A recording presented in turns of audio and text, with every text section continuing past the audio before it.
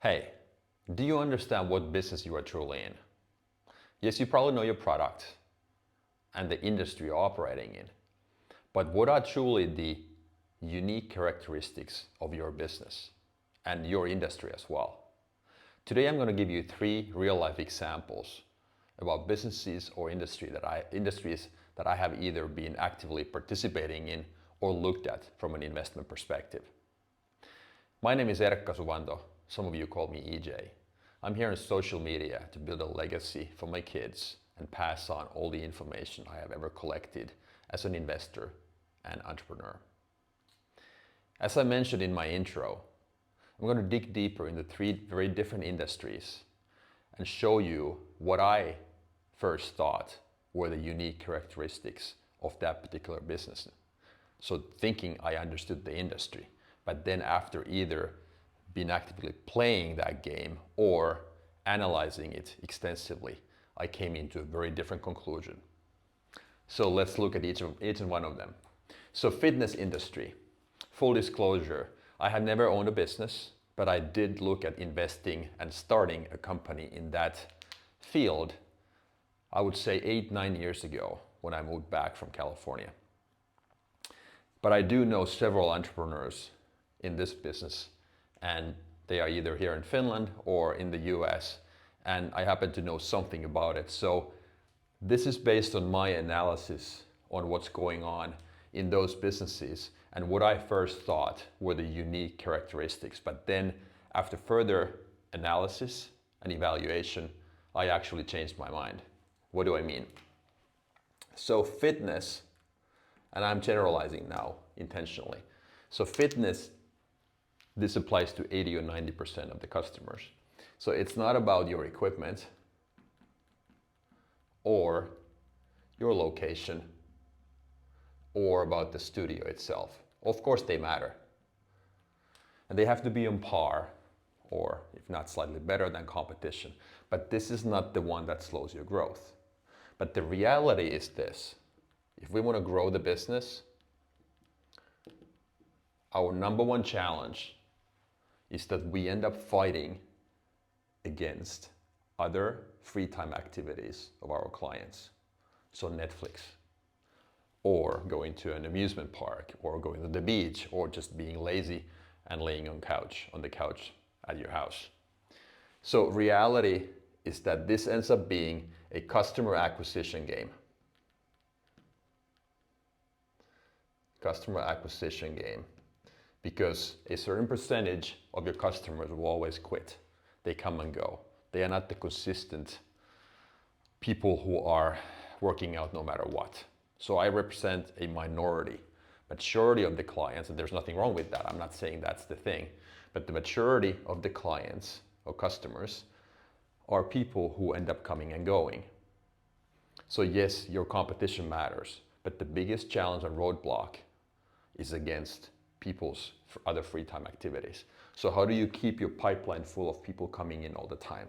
So sales and marketing and customer acquisition. So you master this and you can grow your business. Investing in equipment, your location, your studio itself, of course, matters, but that's not going to be the one how you grow your business going forward. This is the one. This is my opinion based on what I have analyzed and seen. Then moving over to real estate. And now, full disclosure here, caveat, real estate can be looked at in many different ways. I have personally done buy, rehab, sell activities. I have done new construction and larger renovation projects. Now I'm mainly focusing on real estate in the eyes of fix and flips, which is the activity I did in the US. So I first thought when I started this business that it's all about the product. So what kind of flooring do I have? What kind of tile? And I was kind of saying to myself that, look, I can do so much better work. I looked at my competition and they put this cheap tile here and there and they don't really understand what ends up being the value added items in the eyes of the customer. But what I missed was that this, when you are selling a very generic product in a normal zip code neighborhood, this is a commodity play. meaning that your comparables in the marketplace determine the market value. You can't sell a $500,000 house for 600 because of the comparables. It would just simply not be possible because people finance their purchase and the banks require always a third-party evaluation or an appraisal. In the US, here in Finland would be done differently, but nevertheless, there are plenty of comparables. So getting a higher price than what the market dictates is extremely hard. So reality being that if you want to do this in higher volume, you want to grow your business, you need to figure out a way how to keep your pipeline full. So this ends up being a buying activity, buying process, operation, and a relationship game. So you build relationships with the stakeholders who control supply, the inventory in the marketplace, real estate agents and homeowners. So you keep your pipeline full, you market directly to homeowners, you end up calling the real estate agents, and so you buy and buy and buy, meaning you make offers and a certain percentage kind of sticks, and then that's what you end up getting. So not about the product that much, but all about buying in volume, keeping your acquisition channel moving, marketing, but not to the end user like here, but to the supply side. And then cleaning. Again here, a little bit of explanation first. When I moved back to Finland, I was looking at actively investing in a cleaning business actually. With a friend of mine who happened to be my business partner as well, we actually already set up a business. We had a marketing name, we had a website, and we started hiring people. But because of immigration laws and that process being, I would say, more bureaucratic than what it is nowadays, it slowed us down dramatically.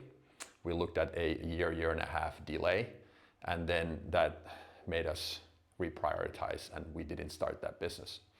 But here, it's not about getting customers, which we first thought was the thing. We looked at different pricing models, and I think we would have underpriced our service based on what we could have charged for it. So we looked at this business from a different perspective. So it's not about getting customers per se. Of course, this matters. You need to market, you need to understand the product and that positioning. But the reality is that this ends up being reality of a cleaning business. This is a hiring, meaning recruiting and training exercise. How do you keep these people? How do you hire the right people? It's a relatively low-paid job, so not necessarily the most skilled labor. So hiring right, recruiting those people, training them, and retaining them, meaning keeping them happy. So you handle this in volume and you can grow your business because then you have consistency with your employees and that results in consistency in your service. So not about that, but about this. 3 different examples, very different industries, and how at first look, your business might look very different compared to what it ends up being in reality. Do you know what business you are in? Until next time, thank you.